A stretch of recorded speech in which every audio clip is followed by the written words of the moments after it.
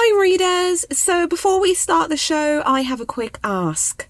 Will you pretty please rate and review the show if you like it? I mean, if you don't like it, well, that's your choice. But if you do like it, rating and reviewing helps other people find the show. So if you take a few seconds and hit those 5 stars, that helps. And if you take a minute to write something nice about the show, that will help even more. So thank you in advance. And alrighty, now on to the episode.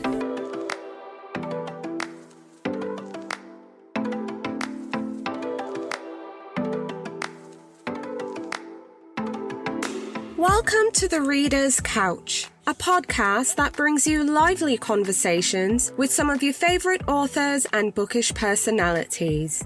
Over here, the couch is always booked, but I've moved some books to the side table and fluffed some cushions so I can welcome a guest or two to come lounge with us. Today on the couch, we have Anne-Marie Ryan, an author who's also a book editor, but she's here with me to talk about her adult debut novel about 2 booksellers facing tough times, but they decide to spread some Christmas cheer. Stay tuned!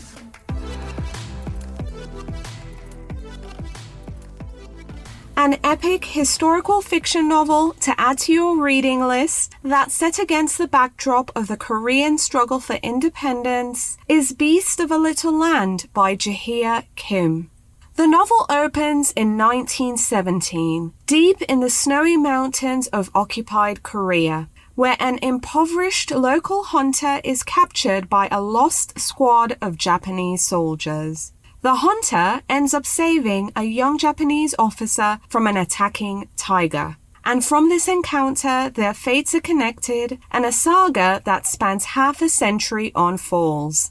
However, majority of the novel follows Jade, a young girl from an impoverished farming family who grows up to be a sought-after courtesan and movie star in Seoul. Jade and the 2 girls from her courtesan school, Luna and Lotus, fall in love with men from very different backgrounds, but their love and loyalty is not always returned. And soon, Jade must decide whether she'll risk everything for the one who would do the same for her.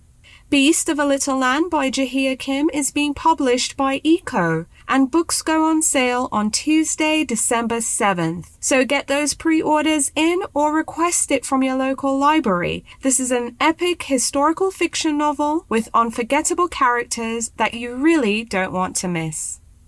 For historical fiction readers looking to add some sleuthing to your reading list, you need to add Murder at Malowan Hall by Colleen Cambridge to your TBR. Set among the rolling hills of Devon, England, we're introduced to Fidelia Bright, the fictional housekeeper for none other than famed mystery novelist Agatha Christie. As efficient as she is personable, Fidelia is both loyal to and protective of the crime writer, who is as much her friend as she is her employer. And though accustomed to murder and its methods as frequent topics of conversation, Fidelia is unprepared for the sight of a very real, very dead body on the library floor that's found during a house party at Malowan Hall.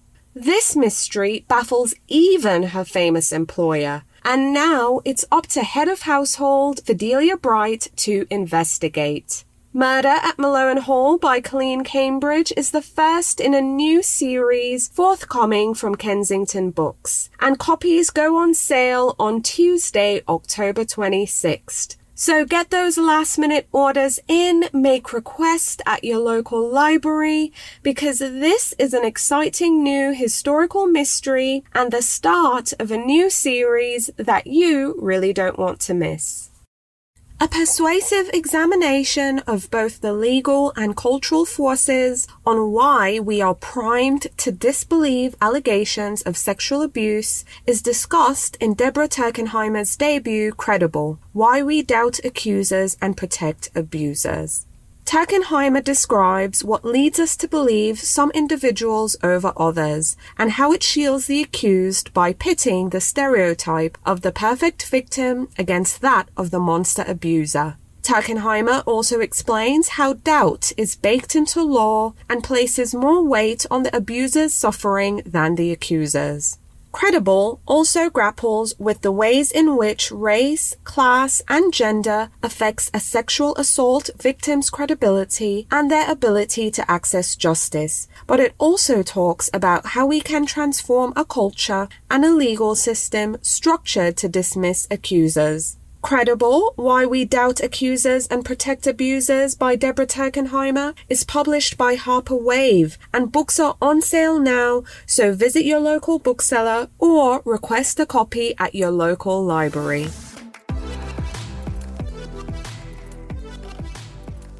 Hi readers, welcome again to the Reader's Couch. I'm your host, Victoria Wood, and here on the couch with me is not only an author, she's also a book editor, and she's written and published children's books under several pseudonyms before. But she's here to talk to me about her adult debut novel, Christmas by the Book. Please welcome to the couch, Anne-Marie Ryan. Hey, Anne-Marie. Hello. I'm so happy I could have you here. Really thrilled about your new novel. But on that note, tell us on a scale of 1 to 10, how are you feeling? How excited are you? I'm very excited. As you say, I work in publishing. Books are my favorite thing in the world, and it's such a joy to me to finally have one with my name on the front cover. Yes, your actual name. I'm sure it's thrilling. So tell our listeners about your novel, Christmas by the Book, and what can readers expect going in? Well, I think it's an uplifting story. It's set at Christmas time in the Cotswolds. So it's a quaint village in the west of England. And the central characters are Simon and Nora Walden, who are a happily married couple in their early 50s. They run the Stowford Bookshop, which belonged to Nora's mother. And over the years, the bookshop has been finding it harder and harder to survive because of things like Amazon and supermarkets selling books. But the bookshop is loved so much by the community and by Simon and Nora. But they've fallen into debt. And as Christmas approaches, so do the bailiffs. And it's looking pretty grim. But then after a surprise visit to the bookshop, the couple decide to send out 6 books to members of the community who need cheering up. And that random act of kindness transforms the future of the bookshop. Right, absolutely. I mean, first, I was drawn not just to the cover of the book, which is stunning, the title of the book, which I'm like, okay, books, bookstore, but also the book summary was enough to catch my attention because, you know, this is a very real reality for indie bookstores out there. I mean, outside of this very real reality, what inspired you to put pen to paper and write this story? I mean, you know, tell us about that spark that gave you the idea. Was it the reality out there or was it something else? Well, I wanted to write about something that I care about a lot. And obviously stories and the transformative power of stories is close to my heart. And also, I wanted to write about how small gestures can be very powerful. I know when I was going through a tough time a couple of years back, a friend of mine sent me a care package with some books that she thought I would find helpful. It came completely out of the blue, and that just the unexpected kindness of that gesture really spoke to me. And what Nora and Simon do in the book is inspired by that. Just the fact that by sharing a story, we can feel more connected at those times, lonely times in your life. Absolutely. And I can relate to receiving a care package out the blue and just, you know, it being such a great mood lifter. It's also very connecting. And I do feel that books make the best gifts. So I want us to play a game, which was 100% inspired by Simon and Nora and them deciding to gift books to 6 residents in their village who needed some festive cheer. But I'm also notorious, though, I have to be honest, for going in the book bookstore to buy gifts, but end up buying a whole bunch of books for myself. Oh, So, I can relate to that. yes. So we are going to play to gift or to keep. So because the story's set during Christmas time, I'm going to list, well, Nora and Simon gave away 6, but I have 8 books on my list. They're classics. They're well known. You're going to let me know if you're going to keep this book or you're going to gift it. And the first book on my list is The Lion, the Witch, and the Wardrobe by C.S. Lewis. Are you going to keep it or gift it? I think I'll probably gift that to my goddaughter because my daughters both loved reading it. So I think I will gift it to another little girl who I feel sure will love it. Oh, I love that. A Christmas Carol by Charles Dickens. I think I'm going to keep that one because I think that is the Christmas novel. So many of our Christmas traditions come from the Victorian era. And I think there's so many iconic lines in that book. And watching A Christmas Carol on television was part of my family's Christmas traditions. So I'm going to keep that one on my bookshelf. Yeah, I think I'd keep that one too. I have several editions. The Polar Express by Chris Van Allsburg. I think I have to say, actually, I'm going to take that back. I mean, as a children's book editor, I pretty much love all children's books. So I think I will keep that on my shelf with the rest of my Christmas book collection. Now, my kids are too old for picture books these days. So I shouldn't keep them because I live in a fairly small house in London. But for sentimental reasons, I will keep it with the rest of my Christmas picture books. Okay. Little Women by Louisa May Alcott. That one I'm going to give to my daughter, who's 13, because we were just in Boston visiting my family, and we went kayaking on the Concord River right near the parsonage, so near Orchard House. So I will give that to her as a reminder of our trip to Concord, Massachusetts. And also because it's such a wonderful book. Yes, it's definitely wonderful and one I still reread. So I love that. The Snow Queen by Hans Christian Andersen. I think I will keep that one because I haven't read that fairy tale in a very long time. So it would be good to dip into that. And it's probably, I'm guessing, is a darker Christmas story.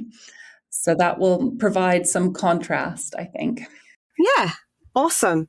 The Nutcracker by E.T.A. Hoffman. I'm going to get rid of that one, I think. I've always found that story very strange. I have a total rodent phobia.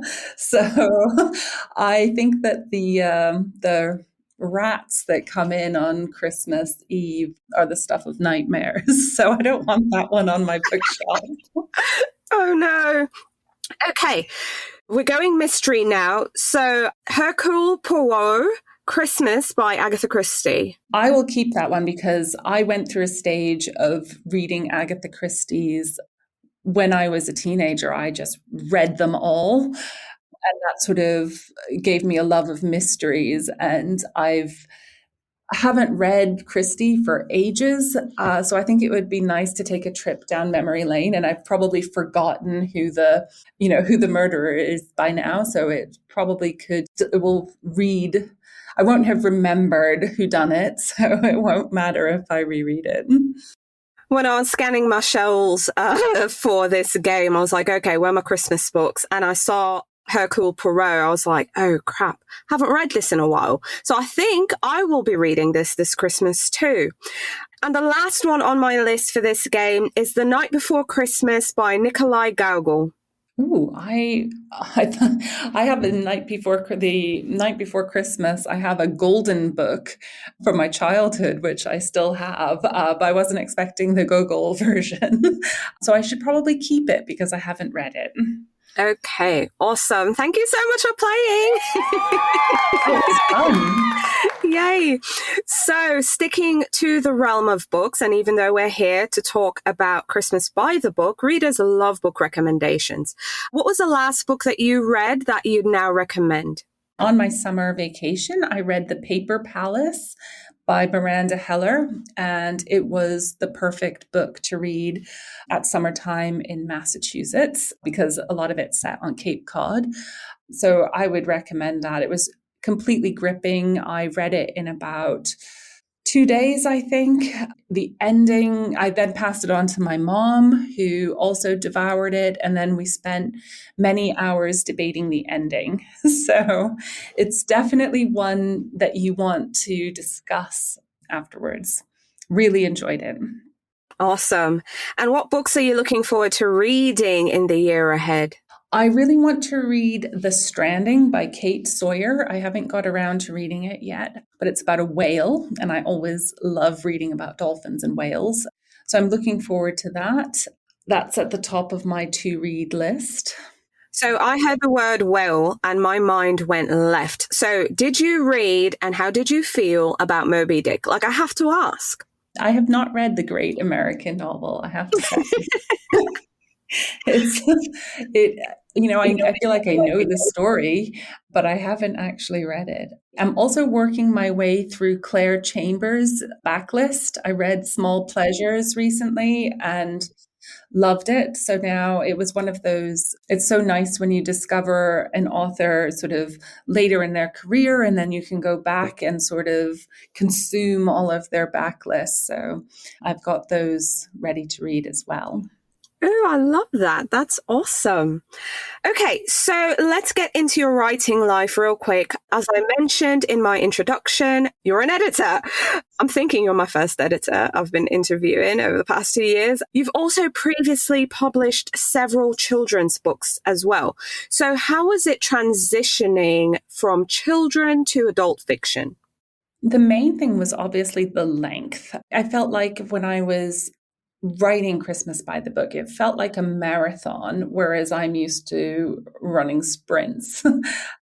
I think the actual storytelling part, because what I was writing is uplifting, heartwarming. In a way, it's a fairy tale, modern fairy tale for adults, I think, because there is a spoiler alert, there's a happy ending.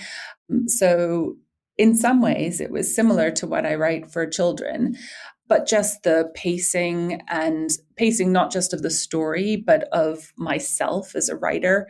When I reached the halfway point, I had a moment where I thought, if these were my children's chapter books, I would have already written several by now.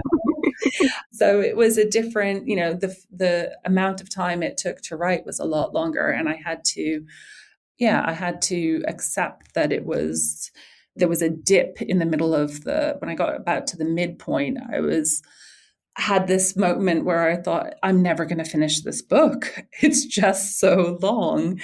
But once I got through that, I think it was a roller coaster of ups and downs. But I loved writing for adults because I wasn't, that was also the joy of it, because with children's books, you're quite limited in terms of your word count and also what you can write about. So it was great to be able to explore characters that I was writing for myself and, other grown-ups. So it was very freeing as well. Awesome. So even though, again, you're an editor, but, and you do have a very good working knowledge of just the book world and how publishing works, but putting that kind of aside for a little, but also kind of keeping it close at the same time. If you could tell your younger writing self anything, what would it be? Because again, I know you have an idea of how publishing works, and I know you've published books previously, and here you are with your adult novel, but at the same time, if you could tell your younger writing self anything, any advice, what would it be? It would be to just do it, get on with it, because for years I didn't write. Fear of failure held me back for a long time. Working in publishing and knowing how hard it is to, what the rejection rate is, for example. And knowing how sitting in judgment of other people's writing as my day job made me very intimidated about writing myself. So it took me a long time to find the courage to do my own writing. And I really wish I'd started sooner. I feel there's a character in Christmas by the Book, a retired teacher named Olwen, and she is not sure what to do with the rest of her life after a long and very happy career as a teacher. And she decides to start writing her own mystery. There's a part of me in Olwen, I feel like I waited too long to make the time to write my own stories. So I'm glad I didn't wait quite as long as she did, because she's in her 70s. So I waited too long, but I guess you just have to make now that I've started, I'm not stopping anytime soon. Yay, I love it. I love it. I'm happy to hear that. Okay, so now it's time for game number 2. Right. I swear I feel like I'm a jester sometimes because my games are super corny. But because the book revolves around 2 booksellers, and I have an affinity for just booksellers and books and just their craft. So the game we're going to play, again, inspired by the book and the fact that the 2 main characters are booksellers. And I'm a huge fan of visiting local indie bookstores, not just in my town, but when I travel and I visit somewhere new or even just revisiting an old place, I always need to find a bookstore. So we're going to play, have you visited this famous bookstore? So I've compiled a list of bookstores. I'll see how much we get through, but you're just going to let me know, have you visited the bookstore, or if it's on your bucket list to visit, or maybe it's new to you. So we'll find out. I'll play with you too. And the first bookstore on my list is Daunt Books in London. Yes, I have indeed visited several branches of Daunt Bookshop in London. It's an absolutely wonderful place. Yes. I could spend hours browsing there. Absolutely. Daunt's is a dream. Now we're going outside the UK. Have you visited Shakespeare and Company in Paris? Yes, I have. I think I've been there a few different times, actually. Paris is one of my favorite cities to visit. And yes, I have visited that one. Coming over to the States, the Strand in New York City. I don't think I've been there. I've been to New York several times, but I don't think I've visited that bookshop, but it sounds like it should be on my list. See, I just forgot I'm supposed to be playing with you. I love Daunt's, I love Shakespeare and Co., and I haven't visited the Strand yet, but I'd love to. So hopefully when the world kind of balances and I'm not too paranoid about traveling and things cancelling on me, I'd love to visit the Strand as well. Okay, so we're going to Venice, and I'm going to butcher the name. I don't speak Italian, but Libreria Acqua Alta. I don't think I've been there. I know that my trips in the past to Venice, I've always stocked up on stationery because you get some beautiful. So when I've been to Venice, I've tended to buy notebooks and note cards and things like that, but I haven't visited that bookshop. It's a quaint bookstore on the water. I've been there, but I have to agree with you. Stationery, it's just beautiful in Venice. I stock up on notebooks, letters, cards, just stamps, everything. I love it. It's stunning. Oh, here's one. Atlantis Books in Santorini, Greece. I've never been to Santorini, so the answer to that one is no. I haven't been to this bookshop either, but I've been to Santorini, but not to the bookshop. Coming back to the States now, Powell's in Portland, Oregon. Oh, I have not been to Portland. That is on my bucket list. I'd love to do a trip from Vancouver down to Portland. Although this summer, it would not have been a good time to visit. They've had a brutal heat wave. I haven't been, but you're reading my mind because I've always said if I ever made it over to Portland, I have to go to Vancouver. Well, I've also never visited, so we have that in common.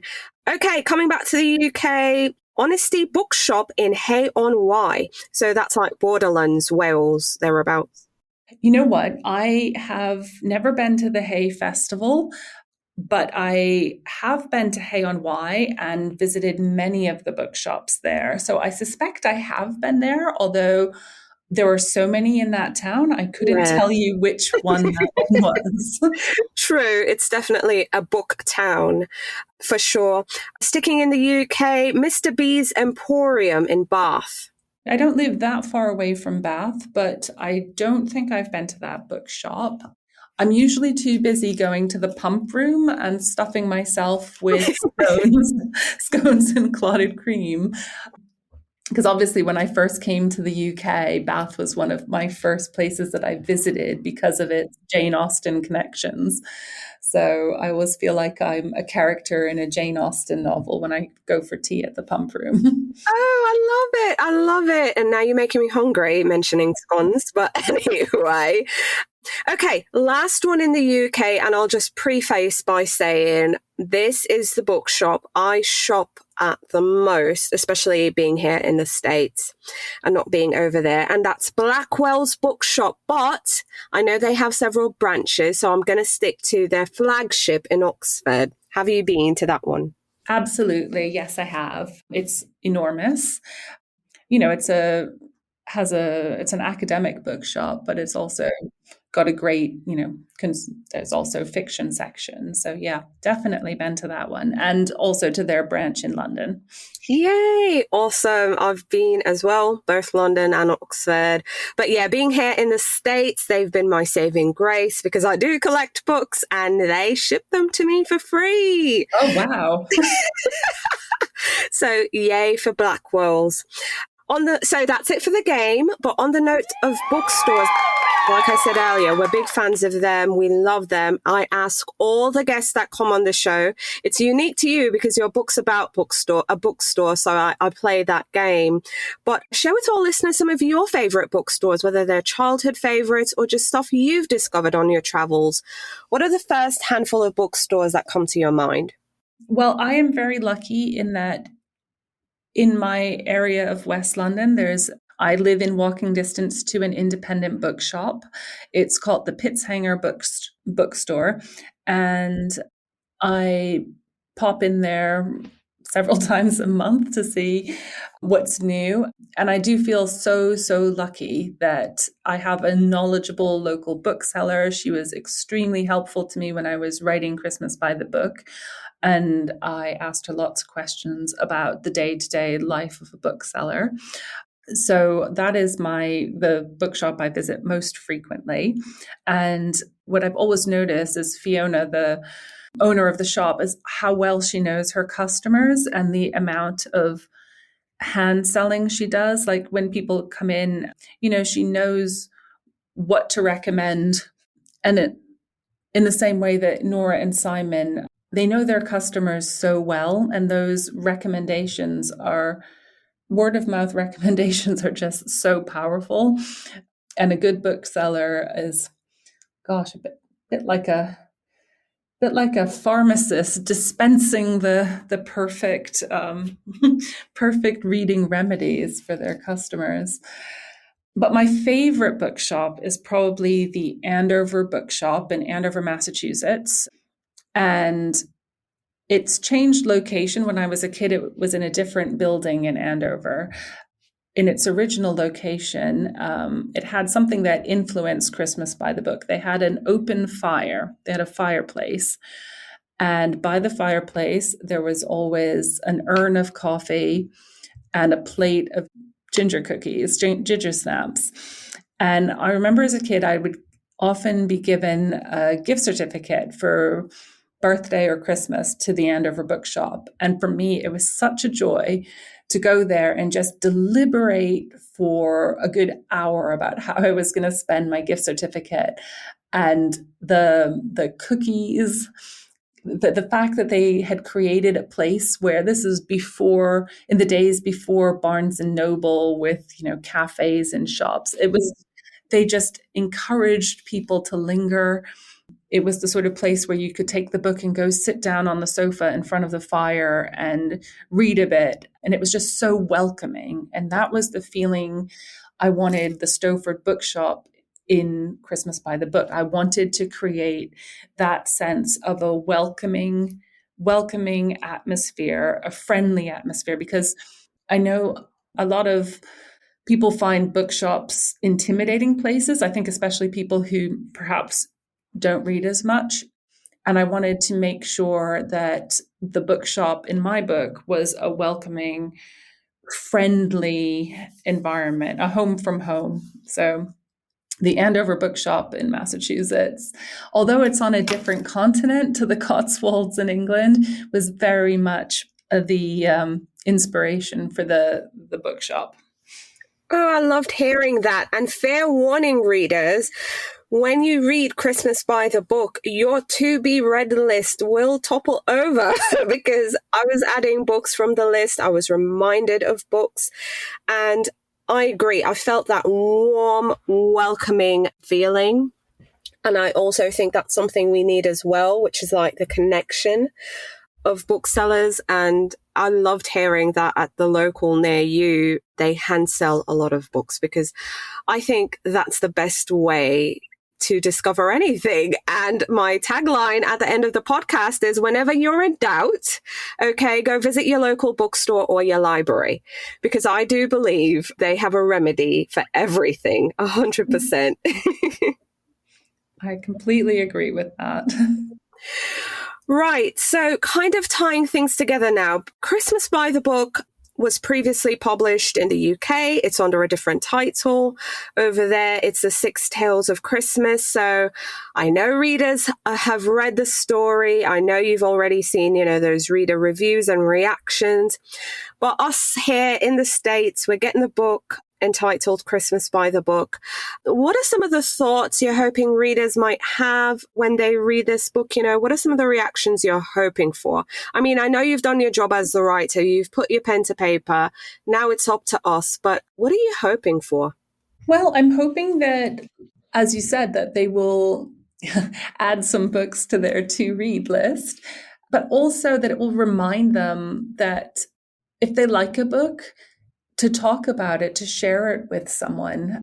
I mean, I've made so many friends through books, kindred spirits, who it's such a powerful thing to discover that you have enjoyed the same book as someone else. So I love talking about books, and I hope that my book will get people talking about books. I hope also that it will cheer people up at Christmas time. Christmas can be a very joyful time of year, but it can also be a lonely time of year for a lot of people.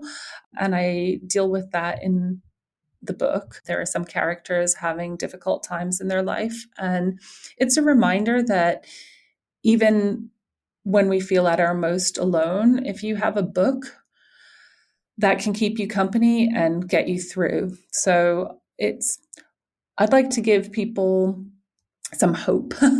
That's my ambition, to bring a smile to their faces and provide hope that ultimately the world is a good place and there are people who will help you get through tough times. Absolutely. I mean, for me as a reader, Christmas by the Book, if I had to summarize it, is a festive feel-good read that does indeed give hope. It's brimming with kindness and love, but it also discusses some important topics such as depression, grief, and mental health. But it's also a book about family and friendship. Plus, it's a book about books and a bookstore and booksellers. And in my opinion, you really can't go wrong there. So I really hope you'll pick up Christmas by the Book. It's by Anne-Marie Ryan. And Anne-Marie, I just want to thank you so, so much for coming on the show and speaking with me and spreading some festive cheer. Thank you for having me. I loved playing the games. Yay! They're corny as hell, but I'm happy you went along with it. Thank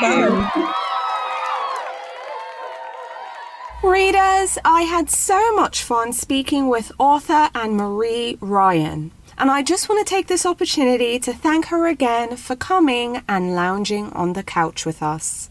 This week is another big publication week for so many authors. There are a bunch of books gracing bookshelves on Tuesday, October 26th. But today, I'm going to spotlight 12 new and noteworthy titles for you to keep on your radar.